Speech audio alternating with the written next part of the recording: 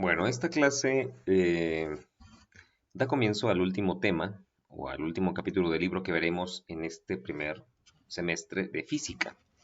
Tema Trabajo, Energía y Potencia, capítulo 8 de nuestro libro de texto. El trabajo, que es en el que nos enfocaremos en esta ocasión, generalmente está asociado con cuestiones mercantiles, económicas y demás. Sin embargo, en física tiene dos componentes principales el trabajo. Uno es la fuerza y el otro es el desplazamiento. Es decir, que si yo de alguna manera pienso que tengo aquí una habitación, tengo una pared y yo coloco dentro de esta habitación a una persona, ahí están sus pies, aquí está su tronco y unos brazos enormes, de manera que esta persona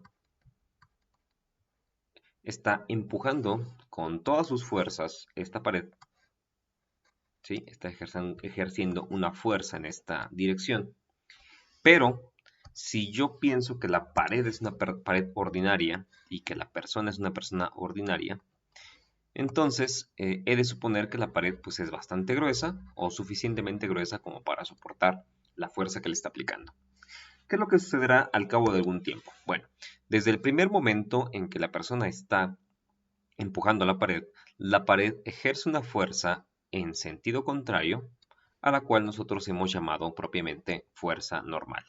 Si la fuerza que aplica esta persona se incrementa, la fuerza normal también se incrementa. Si la fuerza disminuye, la fuerza normal también disminuye. De manera que llega a haber un equilibrio. Estas dos se encuentran en la misma dirección, en direcciones opuestas, pero con la misma intensidad. Y eso da a que la suma de fuerza sea igual a cero, que la aceleración sea igual a cero y que la velocidad sea igual a cero. A esto nosotros, bueno, en el caso de que la velocidad sea constante, a esto nosotros lo conocemos como un sistema en equilibrio. ¿Ok? Bien. Entonces, no va a pasar nada. Tú me podrás decir que, pues, entonces, ¿para qué estamos considerando este tipo de cosas, no? La verdad es que aquí lo que yo quería hacer énfasis es que no necesariamente por el hecho de aplicar una fuerza sobre un objeto, tendríamos que estar hablando propiamente de trabajo. No, porque para hablar de trabajo necesitamos aplicar una fuerza, pero no solo eso, sino también necesitamos que haya un desplazamiento. ¿Sí? Y aquí no hay desplazamiento, y si no hay desplazamiento, entonces no hay trabajo. En otro caso, si yo tengo una superficie por aquí plana y tengo un objeto por acá, voy a ponerle otro color, tengo otra vez un objeto por aquí de cierta masa, al cual yo le aplico una fuerza F en esta dirección, sentido horizontal, F, y yo mido que inicialmente estaba en esta posición y después de cierto tiempo está en esta otra posición. De manera que estaba primero en una posición 0 y después en 3 metros, por ejemplo. Aquí sí puedo decir que hay trabajo. ¿Por qué? Porque de este lado hay un desplazamiento. Aquí hay un vector desplazamiento D igual a 3 metros en el eje X, ¿sí? Y hay una fuerza F que lo está empujando. Pero ahora, ¿cómo es que yo puedo expresar este trabajo que se está realizando sobre este objeto? Bueno, la definición de trabajo, la definición en cuanto a su fórmula, por así decirlo, su expresión matemática es la siguiente. Trabajo, vamos a ocupar la letra T, aunque muchas veces se ocupa la letra W sin el vector. Este vector no debe ir acá porque en el caso de que sea vector, pues estaríamos hablando del peso. Entonces, trabajo va a ser igual, ojo, a la fuerza que esté en la misma dirección que el desplazamiento multiplicado por el desplazamiento. ¿Ok? De manera propiamente, como lo hemos visto con los chicos de ingenierías, el trabajo es el producto escalar o producto punto de los vectores f con d, ¿sí? Lo cual pues hace un poquito difícil pues entender esto si no conocemos un poquito de vectores, pero también debemos de saber que esto es igual a la magnitud de f por la magnitud de d por el coseno del ángulo entre estos dos vectores, ¿ok? Entonces, esta es una expresión más concisa del trabajo, esta de acá, ¿sí? Vamos a ver que esta ecuación la podemos obtener si pensamos en la primera definición que dimos. Ojo, esto es un poco más entendible, quizá, si pensamos que esta fuerza F, ojo, es la fuerza, lo voy a anotar acá, por definición, esta letra F, es la fuerza que va en el mismo sentido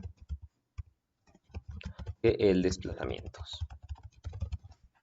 Y déjame hacerlo más chiquito. Ahí está. Listo. Entonces, esa fuerza F con un subíndice D significa fuerza que va en el mismo sentido que el desplazamiento. Vamos a ver cómo de esta ecuación podemos obtener pues la de aquí abajo, que es F por D coseno de teta. ¿Sí? Entonces vamos a ocupar la de aquí abajo, pero vamos a ver qué va a salir de esta definición. Vamos a pasar a otra página. Entonces, repetimos lo que tenemos hace rato. Tenemos una superficie, tengo un objeto aquí encima,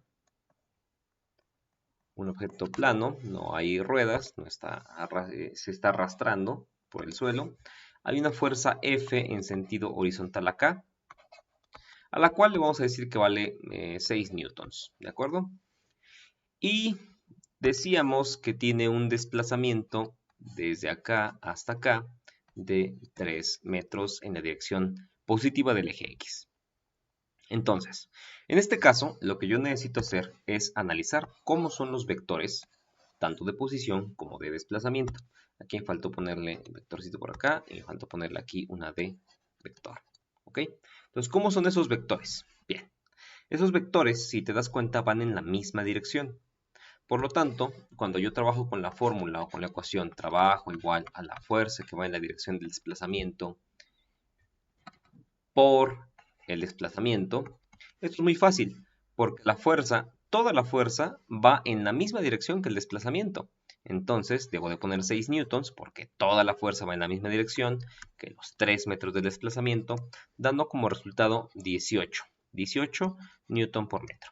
Aquí abro un paréntesis, ¿sí? Este paréntesis tiene que ver con las unidades con las que vamos a trabajar hablando de trabajo. Las unidades para el trabajo, T, que como tú lo habrás descubierto acá, hay newtons y hay metros multiplicándose, reciben un nombre especial. Cuando yo tengo newton multiplicando metros, eso equivale a un joule, ¿sí? Joule o julio en español ibérico, ¿no? Joule, en honor del señor James Prescott Joule, que hizo contribuciones muy importantes a la física hace ya muchísimos años, ¿sí? Bueno, entonces, si aquí yo tengo 6 newtons multiplicado 3 metros, entonces lo que tengo son, pues, 18 joules, ¿sí? Porque la fuerza está en el mismo sentido que el desplazamiento. ¿Qué pasa cuando no está toda la fuerza en el mismo sentido que el desplazamiento? Bien, el siguiente ejemplo nos va a decir qué es lo que se tiene que hacer. Tengo otra vez una superficie horizontal, tengo otra vez un objeto por acá, el mismo objeto que se arrastra. Tengo la misma fuerza, ¿no? Tengo ahora una fuerza de, otra vez, 6 newtons, que ahora si te das cuenta, no está, de hecho, quiero inclinarlo un poquito más, para utilizar un ángulo conocido. Vamos a utilizar este vector, ¿ok? Para que se vea claramente que esta fuerza de 6 newtons ya no está en la misma dirección que el desplazamiento. El desplazamiento va a ser el mismo, se va a desplazar 3 metros hacia adelante. ¿Ok? Entonces, todos los datos concuerdan. La fuerza es de 6 newtons, el desplazamiento es de 3 metros, pero ahora la diferencia es que la fuerza ya no está en la dirección del desplazamiento. ¿Cómo se observan estos vectores? Bueno, si yo los pongo en un sistema de referencia, y es lo que por lo regular tengo que hacer, voy a ponerlos. Entonces, mi vector de fuerza va a estar por acá. Mi vector de desplazamiento va a estar por acá. Y ojo, un dato que a lo mejor no he dado todavía, pero que lo tiene que dar en algún momento el libro o el problema, es que hay un ángulo aquí de, yo quiero que sea de 60 grados, ¿no? Puede ser teta, en este caso teta va a valer 60, por lo tanto aquí también va a haber un ángulo de 60 grados. Y ahora ve lo siguiente. Si yo eliminase, por ejemplo, la acción de este vector desplazamiento, voy a imaginar que no está momentáneamente, voy a fijarme únicamente en el vector de fuerza, ¿sí? Aquí está su ángulo de 60 grados. Ahora, todos los vectores que están en el plano tienen dos componentes, una componente X y una componente Y. Y este no es la excepción. Es decir, si yo trazo a partir del origen una línea horizontal sobre el eje X, de manera que llegue a la parte en X del vector, y después trazo una línea vertical hacia arriba, de manera que se forme un triángulo rectángulo, yo lo que tengo ahí son las componentes del vector. La componente fuerza en X y la otra, obviamente, por ser vertical, va a ser la componente F en Y. Ahí está. F en Y son las componentes de este vector fuerza, al cual le voy a poner únicamente una F vector. De manera que F vector es igual a F en X, F en Y. ¿Sí? Es algo que hemos repetido a lo largo del curso. Y aquí ya es muy claro. La pregunta que te voy a plantear pues tiene una respuesta muy obvia. ¿Cuál de las dos componentes está en la misma dirección que el desplazamiento?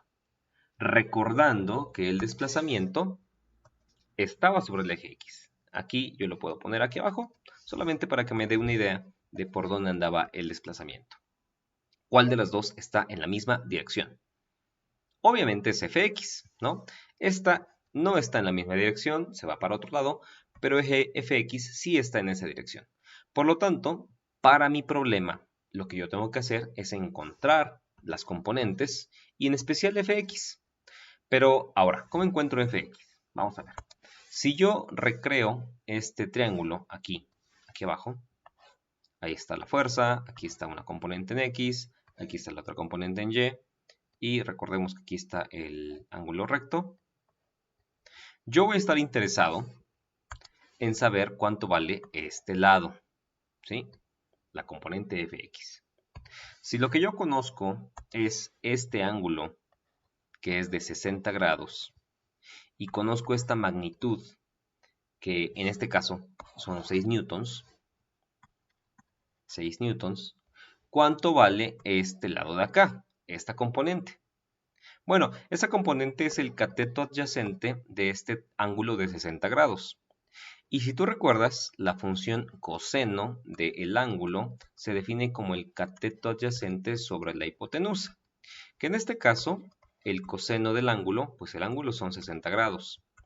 El cateto adyacente, pues es la fuerza en X. Y la hipotenusa, pues es toda la fuerza, es decir, toda su magnitud. De manera que si yo despejo F en X, entonces voy a tener que la fuerza en X va a ser igual a la fuerza F por el coseno de 60 grados. O en otras palabras, los 6 newtons por el coseno de 60 grados. Si yo realizo esa operación, entonces sabré cuánto vale la fuerza en X que va en la misma dirección que el desplazamiento. Es fácil porque te darás cuenta de que coseno de 60 grados vale 0.5 o un medio. Y multiplicar 6 por un medio es sacarle la mitad, de manera que esta fuerza en X es igual a 3 newtons, es decir, la mitad de los 6 que tenía originalmente. Por lo tanto, siguiendo mi definición de trabajo, que es igual a la fuerza en la dirección del desplazamiento por el desplazamiento, pues se va a transformar en lo siguiente. Se va a transformar en la fuerza, ojo, con lo que voy a poner acá.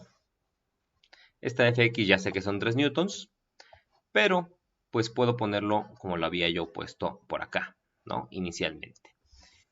F coseno de 60 multiplicado por el desplazamiento, que es de 3 metros. Y esto es algo que ya habíamos anticipado hace rato. Déjame borrar por acá para que se vea con mayor claridad. Hace rato te había dicho que la expresión más general para el trabajo era la siguiente, que el trabajo era la fuerza por la distancia o el desplazamiento por el coseno del ángulo, que lo puedo ordenar de esta manera, F coseno del ángulo por el desplazamiento. Nota cómo es que son, pues precisamente, las cosas que tengo aquí arriba. F, la fuerza total, coseno del ángulo, y estos 3 metros corresponden al desplazamiento. Entonces, sí es cierto, esta ecuación que tengo yo aquí abajo es una ecuación que proviene de un análisis de fuerzas muy sencillo y que me da el valor del trabajo. F por coseno del ángulo por la distancia, por el desplazamiento, donde θ es el ángulo que se encuentra entre el desplazamiento y la fuerza, ¿sí? Entonces, es una manera más fácil de hacer esto. Ahora, ya para tener un resultado en concreto, el trabajo va a ser igual a los, bueno, F coseno de 60, ya sabíamos que eran 3 newtons, por 3 metros, y esto va a ser 9 joules. Muy bien, 9 joules. Ahí está. Bien, entonces ahora ya sabemos qué ecuación corresponde ocupar. Sin embargo, el trabajo tiene otra característica. Dado que es una cantidad escalar, puede ser positiva, 0 o también podrá ser negativa. Vamos a ver qué pasa. Supongamos que tengo una superficie que después de una cierta distancia se comporta como una pendiente, y vamos a imaginar que tengo un objeto por acá, otra vez, de masa pues desconocida por el momento, pero es un objeto muy masivo, muy pesado, como un piano, por ejemplo, una caja, un refrigerador. Y ponemos a una persona aquí abajo a empujarla con todas sus fuerzas. Entonces ahí está empujando con una fuerza F, que digamos que ejerce una fuerza de unos 200 newtons. ¿Sí? Una fuerza considerable. Sin embargo, es tan pesado este objeto que resulta que en vez de avanzar, retrocede, como es de esperarse, ¿no? Si estás en una pendiente y el objeto es muy pesado, entonces, aunque tú ejerces una fuerza, te va a estar desplazando hacia atrás. Y recorre y hace un desplazamiento de 3 metros. ¿Ok? ¿Cómo será el trabajo en este caso? Bueno, debemos aplicar la ecuación que vimos hace rato, donde el trabajo lo definíamos como la fuerza por el desplazamiento o la distancia recorrida por el coseno del ángulo entre los dos. Y esta va a ser la clave. ¿Por qué? Bueno, porque la fuerza ya la tenemos, sabemos que son 200 newtons. La distancia recorrida en el desplazamiento son 3 metros. Pero, ¿quién es el ángulo entre estos dos vectores? Bueno, vamos a ver quién es. Si yo pusiera un sistema de referencias, otra vez, el verde no me gusta, blanco. Entonces, si yo pongo un sistema de referencias por acá y coloco mis dos vectores en el centro, voy a obtener lo siguiente. Uno va como por acá, el desplazamiento, y en rojo otra vez voy a poner la fuerza. No me quedó bien. Ahí está. Ahí están esos dos vectores. La pregunta es, ¿qué ángulo forman estos dos vectores? ¿Cómo voy a saber qué ángulo forman? Bueno, tengo que trazar una línea, un arco, es decir, un pedacito de circunferencia, que empiece en uno de los extremos y luego vaya en sentido contrario a las manecillas del reloj. Entonces, voy a hacer este dibujo. Ay, me quedó medio choco. Pero bueno, se ejemplifica, ¿no? Esta es toda la vuelta que tiene que dar una punta hacia la otra y es el ángulo que está formando. ¿Qué ángulo está formando acá? Bueno, si te das cuenta, todo esto es una media circunferencia. Por lo tanto, le corresponde el valor de 180 grados. ¿Por qué? Porque la circunferencia completa son 360. Entonces, este ángulo va a valer 180. Ahora, ¿cuánto vale el coseno de 180? Bueno, el coseno de 180 grados es menos 1. Por lo tanto, el trabajo que se está aplicando en este caso son 200 newtons de la fuerza por los 3 metros. Hagamos la cuenta. Son 600 joules por un menos 1, o sea, menos 600 joules. Entonces, llegamos a la conclusión de que lo que se está realizando es un trabajo negativo. ¿Qué significa eso? Bueno, según vimos en el ejemplo, significa que a pesar de que yo ejerzo una fuerza sobre un objeto, el desplazamiento es en el sentido contrario. Cuando eso sucede, entonces tengo un trabajo negativo, ¿sí? porque no se está desplazando en el sentido en el cual estoy empujando. Bueno, entonces, en resumidas cuentas, el trabajo es una cantidad escalar. El trabajo yo lo voy a estar midiendo en joules. El trabajo yo lo voy a calcular como la fuerza por la magnitud del desplazamiento, por el coseno del ángulo entre estos dos, y el trabajo puede tener valores positivo, negativo, o puede ser cero en el caso de que no haya desplazamiento, o que la fuerza sea nula. Bien, pues esta cuestión ya queda terminada por el momento. Espero que hayas disfrutado aprender qué cosa es el trabajo desde el punto de vista de la física.